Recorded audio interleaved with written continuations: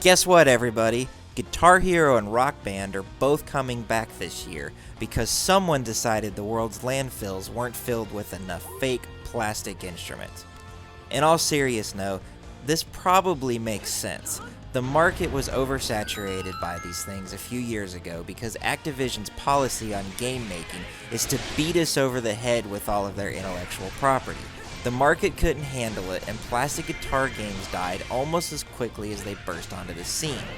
I had a few of them, and they were fun, but I just can't get excited for this. I've done this before. I don't need another version of whatever Nickelback song is popular these days. I especially don't need two of these things. Now, Guitar Hero is going a slightly different route this time around, but ultimately, both of these games are still just two different takes on a very similar list of musical tracks. You know what neither of these games is doing? What only two other games I can think of have ever done before. Video game music.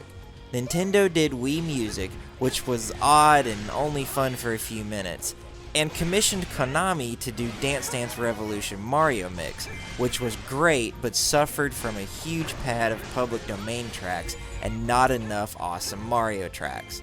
They're trying to sell playing music as a video game to gamers and not using video game music. Why? Well, the answer is simple. Money! Yeah, okay, we know that. But what about the nitty-gritty details of this? The problem is quite simply that there would have to be three completely different sets of tracks for each of the major consoles.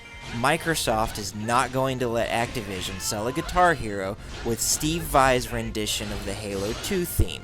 Sony isn't going to let Harmonix release a Rock Band with something exclusive to PlayStation that Sony fans like to listen to. Whatever that is. And Nintendo is definitely not going to let their huge and iconic roster of video game music appear on the competition's hardware. Sorry, Sony and Microsoft fans, you want to listen to this sweetness? Hey, Lisa! Go buy a Wii U. Maybe one day when that one console utopia happens, we'll get Guitar Hero Koji Kondo, or Rock Band Nobuo Uematsu and the Black Mages. But until then, enjoy the next version of these two games littered with songs you've already played on the last versions of these games. So what do you geeks think? Would you buy one of these if they did video game music? Are you going to buy them as they currently exist? If not, what would it take to get you interested in them again? Thanks for watching this editorial, and I'll see you around.